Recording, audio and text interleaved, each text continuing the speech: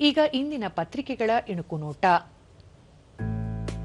Iran ಭಾರತೀಯರ air lift, ಅಮೆರಿಕದ ದಾಳಿ ಭೀತಿ, ಭಾರತೀಯರ ಸಂಪರ್ಕದಲ್ಲಿದೆ ಕೇಂದ್ರ ಸರ್ಕಾರ. ನಾಳೆಯಿಂದ ವಂದೇ ಭಾರತ್ ಸ್ಲೀಪರ್ ರೈಲು ಸಂಚಾರ, ರಾಜ್ಯದಲ್ಲಿ 2-3 ರೈಲು ಸೇವೆ, ಈಗಾಗಲೇ 10 ವಂದೇ ಭಾರತ್ ಸಿಟಿಂಗ್ ರೈಲು ಸಂಚಾರ. ಕೇಂದ್ರ ಸರ್ಕಾರದಿಂದ ಚೆನ್ನಮ್ಮ ವಿಜಯೋತ್ಸವ ಆಚರಣೆ, ಹರಿಹರದ ವೀರಶೈವ ಲಿಂಗಾಯತ ಪಂಚಮಸಾಲಿ ಪೀಠದಲ್ಲಿ ಹಮ್ಮಿಕೊಂಡಿದ್ದ ಹರಜಾತ್ರೆಯಲ್ಲಿ ರೈಲ್ವೆ ಖಾತೆ ರಾಜ್ಯ ಸಚಿವ ವಿ ಸೋಮಣ್ಣ ಭರವಸೆ.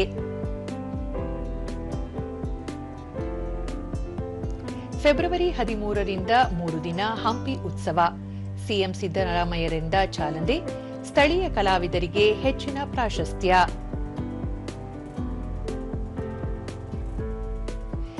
78 ಸ್ಟೇಷನ್ಗಳಲ್ಲಿ ಎಐ ಆಧಾರಿತ ಐ ಪಂಪ್ ನೆಟ್ ಅಳವಡಿಕೆ.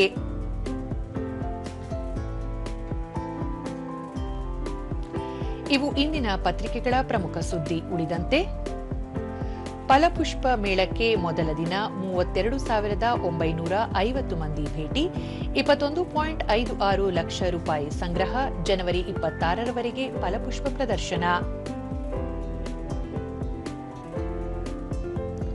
ಶಿರಾಡಿ ಘಾಟ್ ಸಂಚಾರ ಇನ್ನೂ ಸಲೀಸು, ರಾಷ್ಟ್ರೀಯ ಹೆದ್ದಾರಿ ಕಾಮಗಾರಿ ಬಹುತೇಕ ಪೂರ್ಣ, ದಶಕದ ಹೋರಾಟಕ್ಕೆ ಫಲ. ಇಂದಿನಿಂದ 10 ದಿನ ಬೆಂಗಳೂರು ಹಬ್ಬ, ಮುಖ್ಯಮಂತ್ರಿ ಉಪಮುಖ್ಯಮಂತ್ರಿ ಚಾಲನೆ, ನಗರದ 20 ಸ್ಥಳಗಳಲ್ಲಿ 250 ಪ್ರದರ್ಶನ.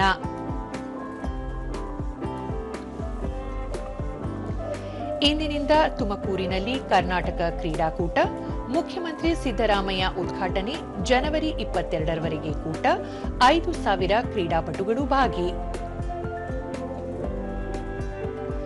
ಭಾರತ ಕಿರಿಯರ ತಂಡ ಶುಭಾರಂಭ, ಅಮೆರಿಕ ವಿರುದ್ಧ ಡಿಎಲ್ಎಸ್ ಅನ್ವಯ 6 ವಿಕೆಟ್ ಜಯ.